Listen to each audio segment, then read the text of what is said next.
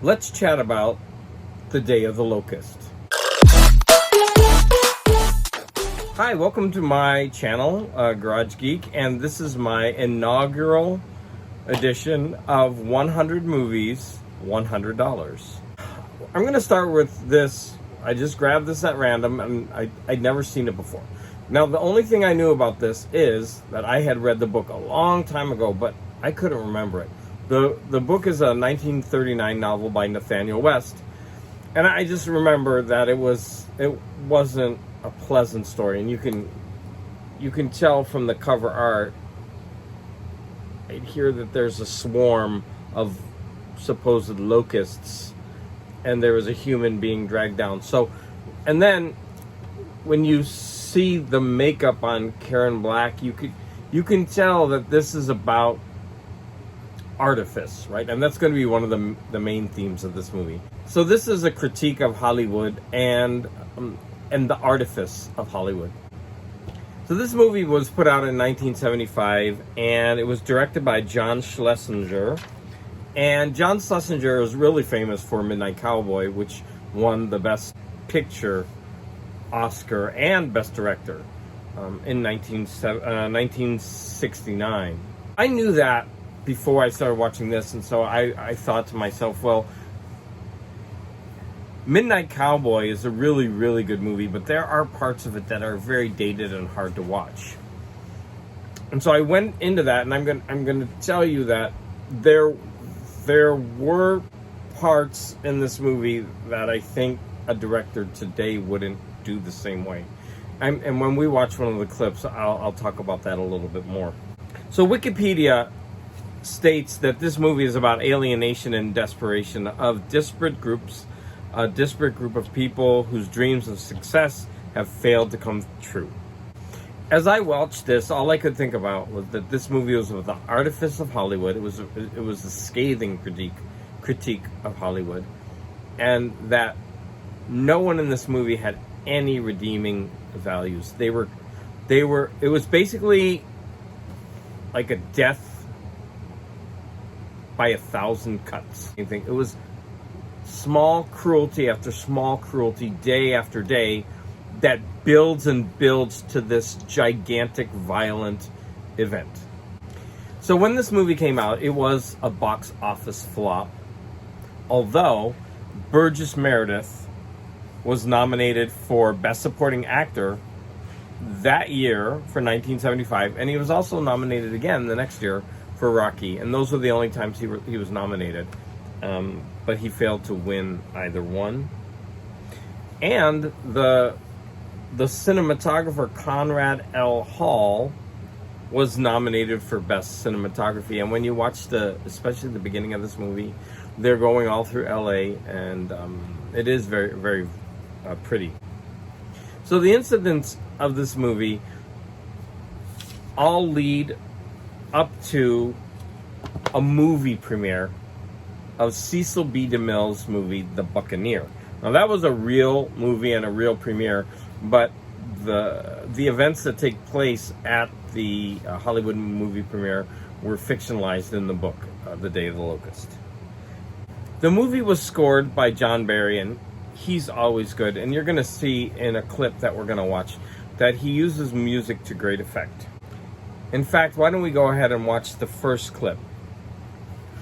And this is about 30 minutes into the movie, and this is where we first meet Burgess Meredith.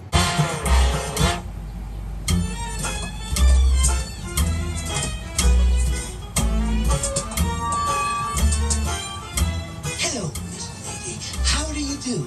I'd like to entertain you for a moment or two. I'll sing and I'll dance and I'll take a chance to sell a little bottle of magic to you.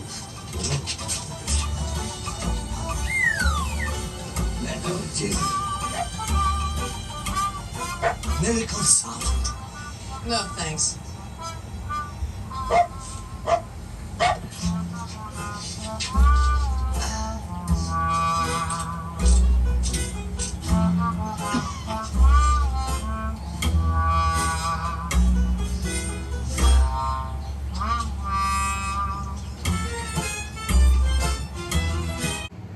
So remember, Burgess Meredith was nominated for Best Supporting Actor for his role in this film.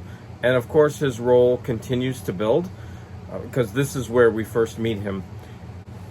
So as Burgess Meredith gets more and more tired, you can hear the music start to slow.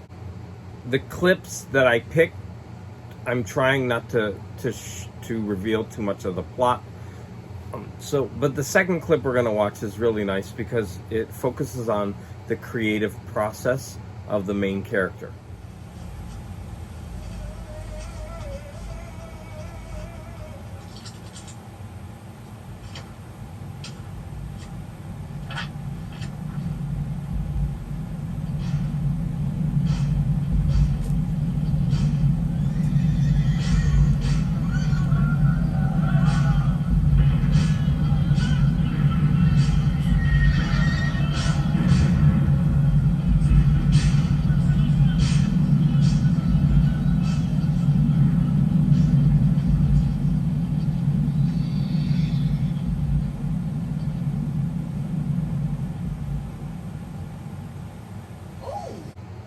So I hope you enjoyed that clip. If you watch the movie, you'll find that there's a lot in that clip that is very important to the end of the movie. Okay, the third clip that we're going to watch is where I think that this film is really dated. So as you watch this scene, it's just over the top. It's too much. And in fact, it leads to a near rape. So this is one of the parts of the movie that's pretty ugly.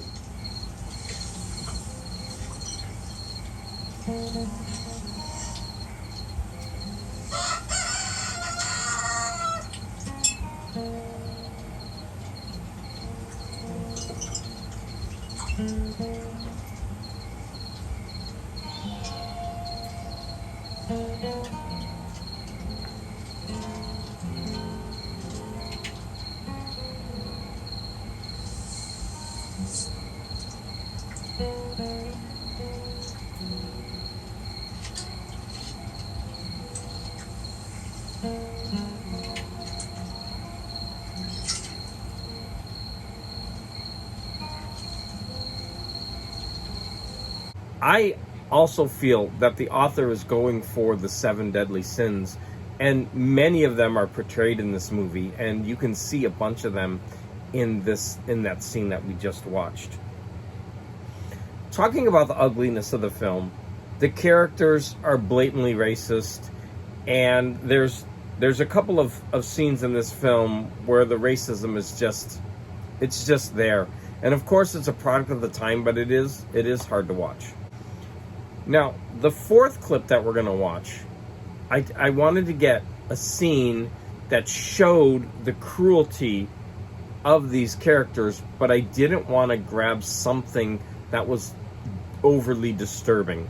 So I think that this clip really shows how these characters and Hollywood can be cruel, vicious, selfish. But this scene does it subtly, whereas other scenes in this movie, they hit you over the head with it.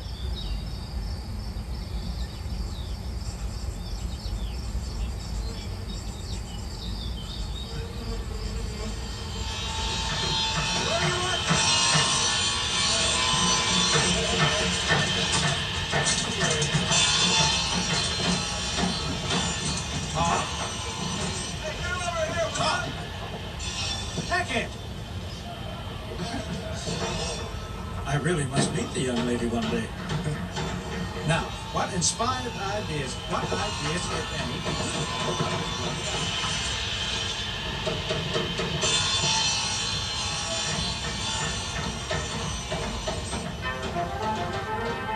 Now, when it comes to Artifice, this movie is rife with examples. One of them is they attend a drag performance. And what was interesting about this is that they wanted the audience, I guess, to really understand that the drag performer was a man, even though it was very obvious.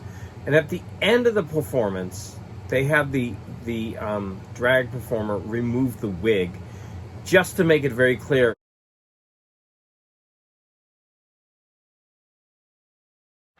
Another really important piece of artifice that actually fooled me into the end is Jackie Earle Haley as a child is in this movie, and from the beginning I recognized him, but I couldn't play, like, I knew that. I kept saying to myself, who is that? I knew it, but he was dressed as a girl, and it didn't click to me. In the past, people would dress boys in what looked like girls' outfits, and then it clicked for me. Now, Jackie Earle Haley, so we're going to be moving into the actors anyway. So Jackie Earle Haley is obviously known for Bad News Bears, for example, Little Children, where he was nominated for an Academy Award, and Watchmen, and so many other roles. But this role was very shocking for a child to play, and if you watch the whole movie through, you'll understand why. Another character in the movie is Donald Sutherland, who plays Homer Simpson, and I'm not kidding you. Simpsons used this name from this movie because the Homer Simpson in this has some kind of mental deficiencies. He's not bright, and the other characters take advantage of this throughout the entire film. Aside from Burgess Meredith and Donald Sutherland, we have Karen Black, who plays a struggling actress, and then there's Richard Atherton, who on the box gets third billing, but he's actually the lead in this movie. And Donald Sutherland has a very, very important and pivotal part, but he doesn't come into the movie until about 40 minutes or so. Richard Atherton is known for his acting in Die Hard and Ghostbusters. And something that I came across, just an aside, that his work, he played a cowardly part in Ghostbusters, and he was actually harassed on the street and challenged to fights because of that role. Now, another thing that I found out about this movie is that, number one, the director, John Schlesinger, was gay, and Richard Atherton was gay, but because of aesthetic realism, and this is something I never knew about, he converted into a heterosexual. And I looked up aesthetic realism, and they had some interesting ideas, but one of them, which they were criticized for, is that men could change from homosexuality to heterosexuality through going through their processes.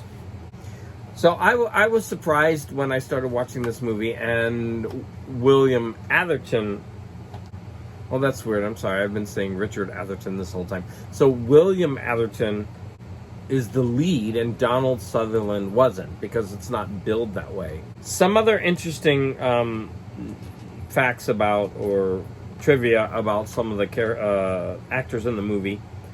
Pepe Serna, who you saw in that over-the-top sexual scene, right? So he was the friend in Scarface who got dismembered in the bathtub.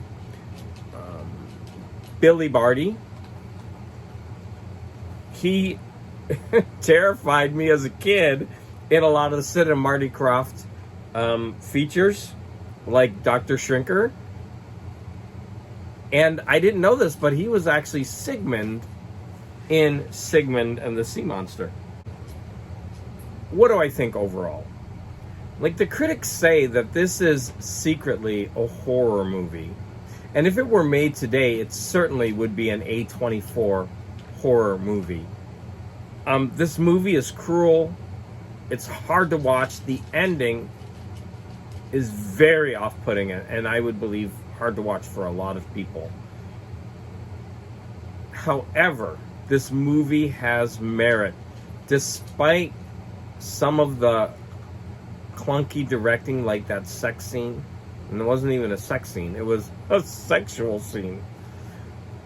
But like I said, then there's attempted rape, and there's blatant racism, there's violence across the board, there's just daily cruel acts.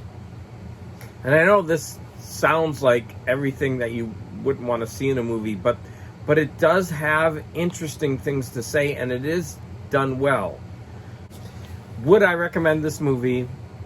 I would definitely recommend this. I would say this is a definite 7 out of 10, but it's enjoyable, but it's very hard to watch. So this movie is definitely not for everybody. It is well worth picking up and watching. If you enjoyed this, please be on the lookout for my next movie in this series. Thank you for watching. Don't forget to like, subscribe, and hit that notification bell. And please watch some of my other content.